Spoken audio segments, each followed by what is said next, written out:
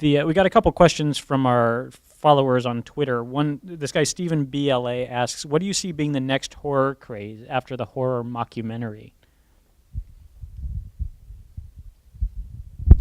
I've thought a lot. I just knew that would come up in terms of the cutting edge of horror. I mean, I think that outside of stuff that will always work, I just watched The Purge the other night, and ups and downs. I think it's a pretty solid movie, but like, I think we're getting towards, this is why there's so much zombie cinema. Like, are they the monsters? Are we the monsters? What do you fear most? Do you fear people breaking into your home at night? I think we're very clearly in a state of unease, and so outside of the horrible things that are happening in the government and life, that can lead to some of the cinema that we're getting. I always talk about Night of the Living Dead and Last House on the Left and movies that were very influenced by the time period in which they were made. So I think we'll get a lot of sort of textured, personal, what scares you most kind of, and you and your family and the things that you hold close, as opposed to monster movies, which are my favorite kind of movies. So it's very hard to make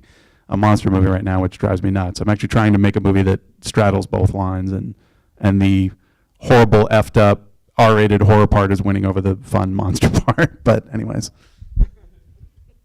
Any other answers there? The scariest movie that I saw in the last few years is this movie Kill List. It's like which almost seems like the next step after because it's got that kind of shaky camera and it's shot on lower grade. Kind of it's digital and it's.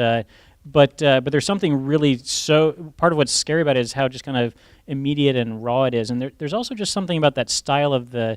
That seemingly unscripted style of the mock documentary that, usually it just ends up being boring people uttering mundane lines until they thankfully get wiped out in creative ways. But it's like but in the case of Kill List, it was almost like they took that as a challenge to like strip it of all exposition and just give us kind of like character. If you guys look at that movie, as a film critic, it's just like, it's all just kind of immediate. It's, you're just picking up who these guys are as it goes. And it just kind of straddles one genre after the next. It starts out as like this weird kind of domestic, almost like a mumblecore movie. It transitions into this strange, what do you call it? Like assassin. They're out kind of like killing people on their list.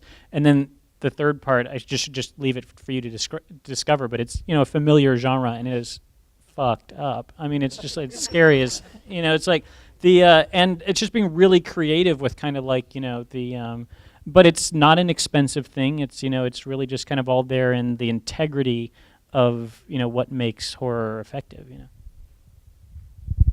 I was just gonna say, I hope that the trend in horror comes full circle and starts to incorporate again production design and wardrobe a little bit more, because I feel like now in the last 100 or 200 movies that have been submitted to me personally have been found footage films where that was not a factor in any way. No one thought about that.